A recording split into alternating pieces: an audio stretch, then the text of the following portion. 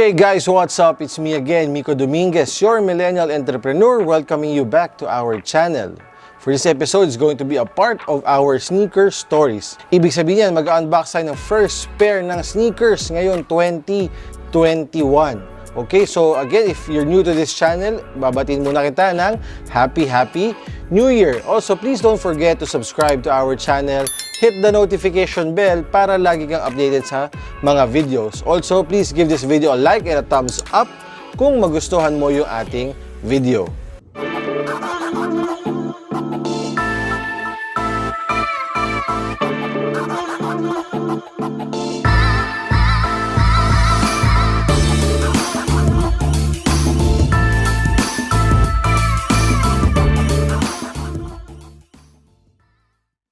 Okay, so wag na natin patagalin. Let's get right to it. Mag-unbox tayo ng isang sneaker pair that we've got na SRP. Again, suggested retail price, hindi to resell or aftermarket price. Kaya para sa mga sneaker collectors or mga sneakerheads, masarap pagka nakakakuha ka ng SRP. So, here it is. Bag pa lang, alam na kagad natin. No? So, Nike. So, let's unbox this. This is the Paris Saint-Germain. So we will know. And this is, again, shout out to my friend, sa aking kababata, si Maru, na nasa Dubai ngayon because she was the one who got me or hooked me up with this pair in Foot Locker somewhere in Dubai. So, yeah, apparently natsambahan niya kasi rare na rin to, hindi na rin to makikita sa mga stores here in the Philippines, pero apparently natsambahan niya sa isang Foot Locker store in Dubai, kaya minessage niya ako and then I ordered this. So saktong-sakto this one is in my size.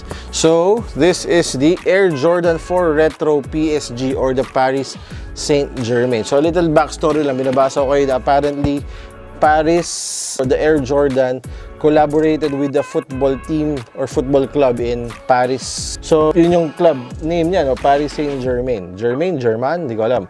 Basta yan yun. So, yan yung logo nila and then yan yung Jumpman logo in between. So, yan yung pangalan ko. Yes, yan yung pangalan ko.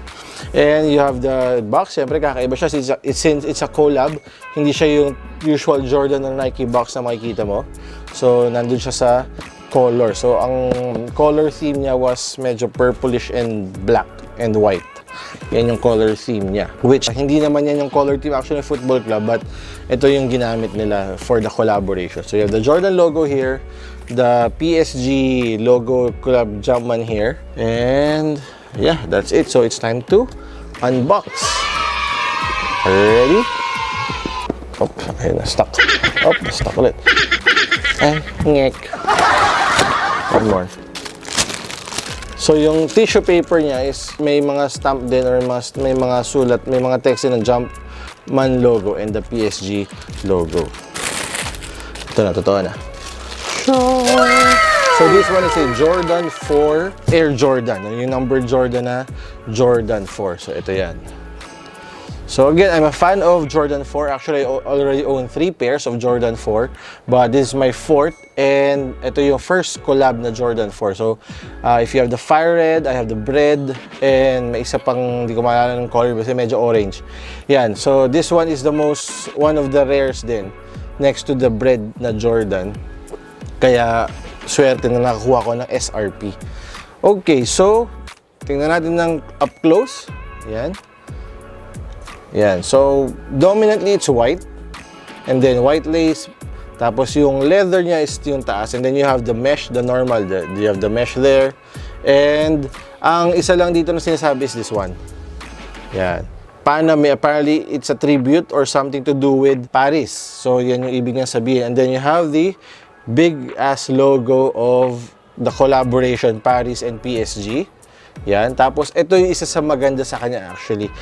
Ang downside lagi sa akin ng mga Jordan 4 is yung sa likod ng paa, itong part na to, masakit. Kaya kailangan lagi ako naka-high socks or higher than the ankle socks. Ito, nung tinatry ko siya, parang hindi siya ganong katalas or hindi siya ganong kasakit dun sa likod ng paa. So, I think they made some improvements for this one. Tapos, the sole, the outer sole is also following the theme. Black, purple, the white, and you have the Jumpman logo here. And then the tongue is the usual Jordan Flight or Air Jordan Flight na logo dito. So, yeah, it's sick. Ang angas niya, no? Yung feel niya, ang linis niya. Tapos yung mga pasok na pasok siya para sa mga Jordan 4 lovers. Yan. So, yeah, wala naman masyadong binago besides the colorway and the logos, but the material, I think, ang nabasa ko is yung material na ginamit na leather dito is a little better dun sa normal na Air Jordan 4. So, nakialam na rin dito yung PSG team. So, yan. Tapos yan, ito pa pala yung kanyang, I'm not sure with the other J-Force na kung ano yung itsura ng kanilang cushion dito, kung fully exposed ba or semi-exposed lang, but yan, yun yung isa sa mga maganda dito sa Jordan 4. It provides that comfort na pwede siyang pang long walks because yun nga, maganda yung cushioning niya. And then, tingnan natin yung loob. Dalhin na natin yan. Yan, sa loob is you can see it's in French, no? It's in French. It says Paris. Yan, I don't know what that means. So, yeah. Anyway, so ang angas, this is the first sneaker unboxing of the year and sulit siya because, yeah. But I'm not sure kung considered siyang pair ko for 2020 or 2021 because apparently, I ordered this from my friend kay Marunga ng bandang September pa or October. But hindi ko naman nirarush. And sabi ko, take your time. Tama-tama, nagpadala kasi siya ng box dito sa Pilipinas.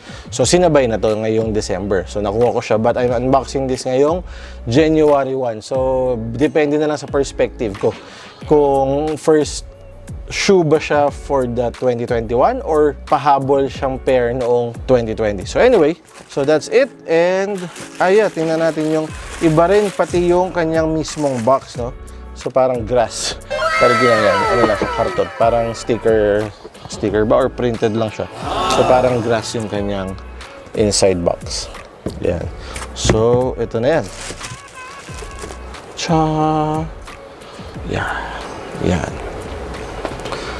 Ang ganda ng logo. So, you have the Paname. Paname is something to do with Paris.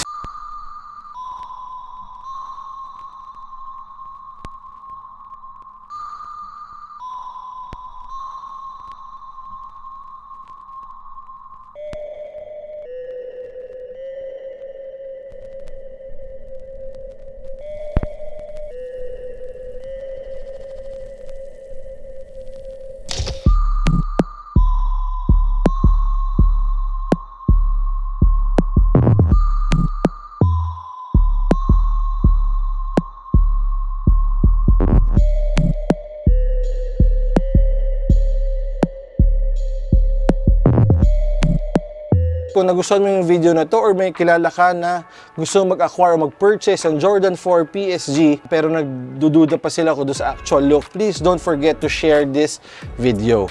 Also, please don't forget to subscribe to our channel, hit the notification bell para lagi kang updated sa ating mga videos. Again, I am Miko Dominguez, your millennial entrepreneur sharing you good vibes, business insights, news from Timplang Lalaki, and Sneaker Stories signing out. See you soon!